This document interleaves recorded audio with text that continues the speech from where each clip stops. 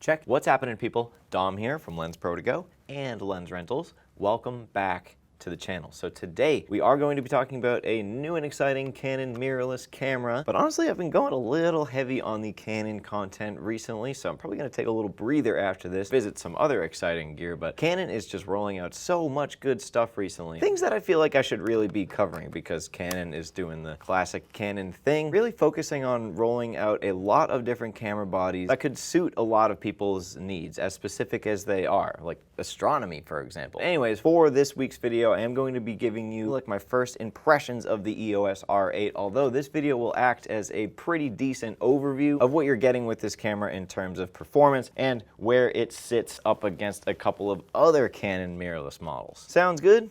Cool. So while I have this EOS RP here, honestly, that's a good place to start because I feel like the EOS R8 is just like a much more well-realized and expanded upon EOS RP. I wasn't terribly impressed with that original EOS R or EOS RP, but however you felt about the RP, you had to be impressed that they fit this full frame sensor in this ultra slim and minimal body, and that is pretty much my first talking point for the R8. This thing is extremely small, and we're going to talk about some of the advantages and drawbacks of that size, but now we are bringing our second piece of reference material here, the EOS R6 Mark II. The reason I have this along with me is because the R8 uses the exact same sensor and processing of the R6 Mark II. The imaging scenario is the exact same between this camera and this camera. That's pretty exciting. And besides just that, the R8 also borrows a few of the more professional programming that we've seen from more recent Canon models. Well, let's talk about that sensor processor scenario real quick and what that is going to allow for. That's going to be a 24 megapixel single layer CMOS, as in not stacked and not rear illuminated. So it is missing, I suppose, two of those like big sensor buzzwords, the stacked CMOS and the rear illuminated. And if you show me the video captured with a stacked CMOS and a regular CMOS, I don't know if I could tell you the difference. Performance-wise, that is going to give the EOS R8 a lot of things that the R6 Mark II can do. And I can't stress that enough. That's a pretty standout stat for a $1,500 body. That means the same 40 frames per second in electronic shutter in your high plus burst mode. That's offered on the R8, as well as that uncropped 4K 60p video. Two more photo things that are pretty appealing to professionals. You're also getting that raw burst mode and that pre-shooting in RAW. I covered that a bit in the R6 Mark II video, but with that pre-shooting on, with a half press of the shutter button, that's going to fill up the buffer with approximately a half a second's worth of images, depending on whatever drive mode you're in, before you even fully press down. That's a big wildlife thing that comes in handy in sports, and also that's in the same menu as that raw burst mode. So this is going to allow you to take standard RAWs, as in not dual pixel Canon RAWs, in a super high burst mode. Love that. Another thing I was unsure of, I was quite impressed with the R6 Mark II's ability to track subjects in its new AI focus mode, but also just in servo focus, selecting vehicles or people or animals or selecting by zone. It does get a little confused from time to time. All right, so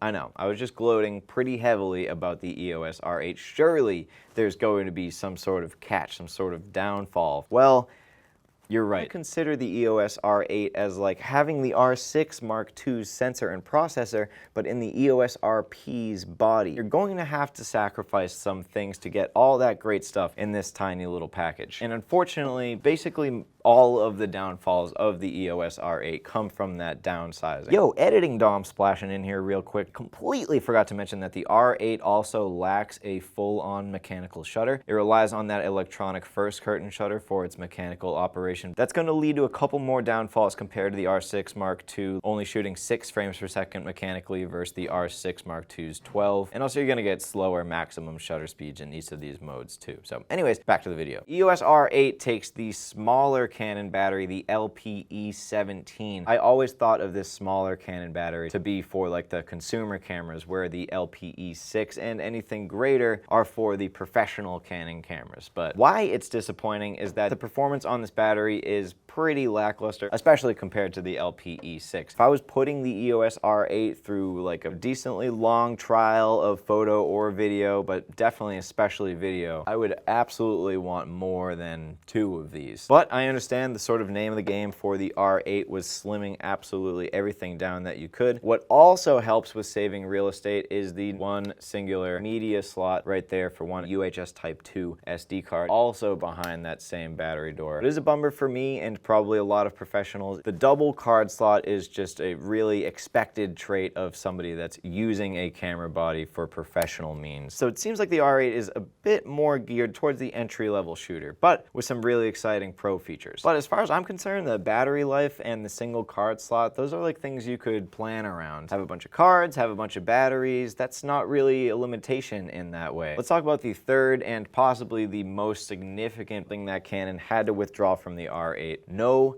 IBIS. We're totally gonna ditch that for the EOS R8, which means if we want any sort of physically actually happening stabilization, we are relying on lens stabilization, which can definitely vary greatly. So that's one thing. Maybe in a 2-camera scenario, the R6 is the floater and this thing is on sticks. That's great if you're a wedding photographer or video shooter and you're just trying to pick up a B cam that can do a lot of the same stuff as your A cam, but like with some asterisks. So that is the EOS R8. Those are like my first impressions. Overall, I'm pretty impressed for this camera, what they were able to fit inside the smaller and more nimble form factor with some stuff stripped down. I actually think that's really neat. So anyways, people, that is going to do it for this video. Next week, I'm doing an old versus new Canon telephoto zoom comparison where I check out that awesome RF 100 to 500. I did the majority of the shooting of that video on the EOS R8, so you're actually going to catch a little bit of sample video and sample stills from the R8. Be on the lookout for that one. That was a fun one to shoot. And as always, if you had any questions about any of the gear you saw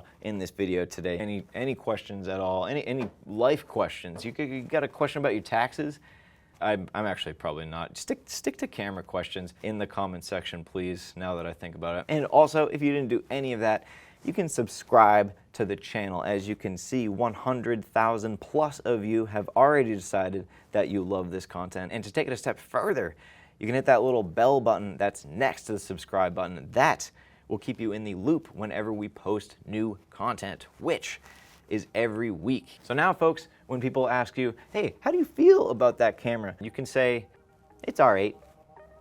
See you in the next one.